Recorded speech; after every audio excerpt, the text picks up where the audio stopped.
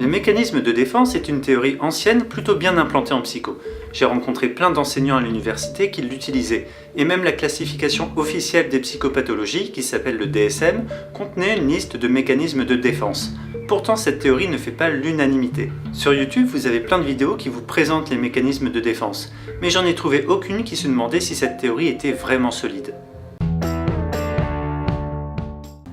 Les mécanismes de défense ont été créés par Freud, mais ils ont surtout été développés par sa fille Anna Freud en 1946 avec son livre « Le moi et les mécanismes de défense ».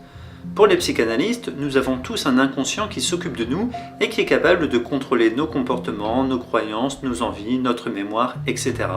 Les mécanismes de défense sont mis en place par notre inconscient pour nous défendre contre ce qui menace notre bien-être. Il en existe des dizaines classés dans différentes catégories. Il y a les mécanismes matures, qui sont les plus souhaitables, où on retrouve par exemple l'humour, l'altruisme et l'anticipation. Ensuite, vous avez d'autres mécanismes dont vous avez peut-être déjà entendu parler, comme le refoulement, et il y a des mécanismes immatures, comme le déni, le passage à l'acte, et ça va jusqu'au délire psychotique. La première question que nous devons nous poser est s'il existe des preuves que ce genre de mécanisme existe.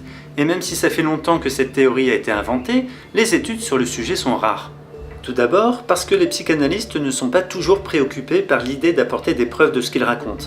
Et ensuite, c'est censé être un mécanisme inconscient bien caché dans notre psychisme et donc forcément très difficile à étudier.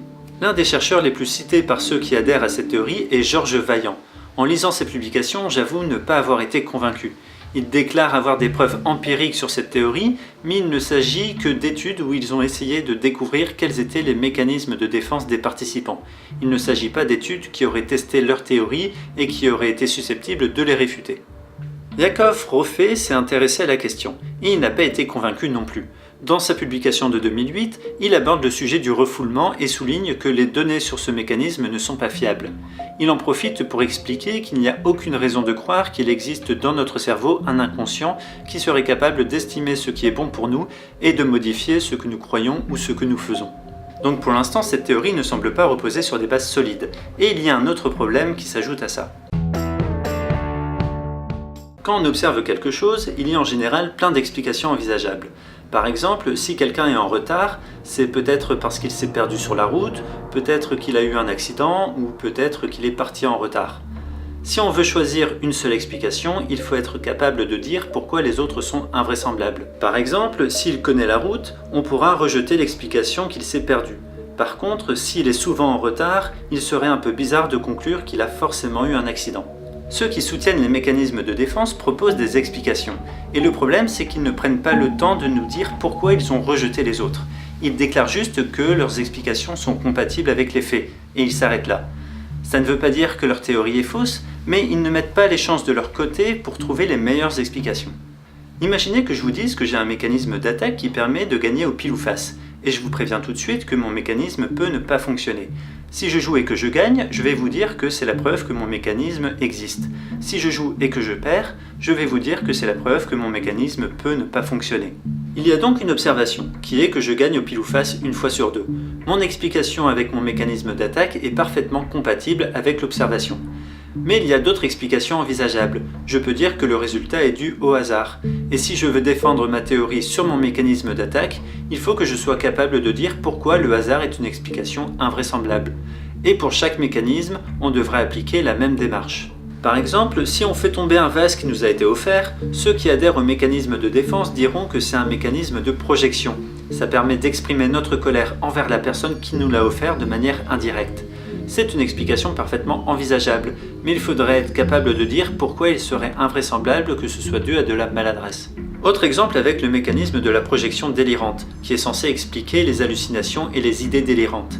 Il donne l'exemple du syndrome de Capgras, où les personnes qui en souffrent ont la conviction que leurs proches ont été remplacés par des sosies. Mais il faut là encore se demander si c'est vraiment l'intervention de notre inconscient, ou si ce n'est pas juste dû à un dysfonctionnement des zones de notre cerveau liées à la reconnaissance des visages.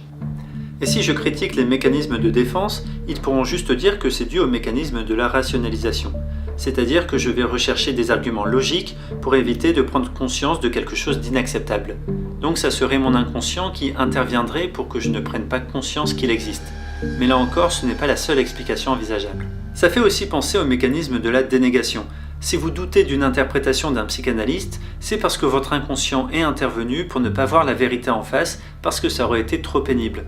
La définition de la dénégation est le refus par le sujet d'une interprétation exacte le concernant, formulée par un interlocuteur, habituellement un psychanalyste. Mais pourquoi est-ce que ça ne pourrait pas juste être un point de vue différent ? Juste dire que leur mécanisme est compatible avec une observation n'est pas suffisant. Moi je pourrais dire exactement la même chose avec mon mécanisme d'attaque, et pourtant il ne serait pas rationnel d'y croire. Ils ont le droit d'envisager leur mécanisme, mais il faudrait qu'ils prennent le temps de nous expliquer pourquoi ils considèrent que les autres explications sont invraisemblables. Et comme ils ne le font pas, ça ne m'aide pas à accorder du crédit à leur histoire. Donc on peut considérer que cette théorie est invraisemblable. D'un côté, il n'y a aucune preuve, et de l'autre, ils n'ont pas la bonne démarche pour trouver les meilleures explications. Ce que vous pouvez retirer de cette vidéo est la démarche qui consiste à envisager d'autres explications. Elle n'est pas seulement utile pour les mécanismes de défense, elle permet de déstabiliser toutes les mauvaises explications auxquelles on peut être tenté d'adhérer. J'espère que cette vidéo vous a plu, à bientôt pour la prochaine.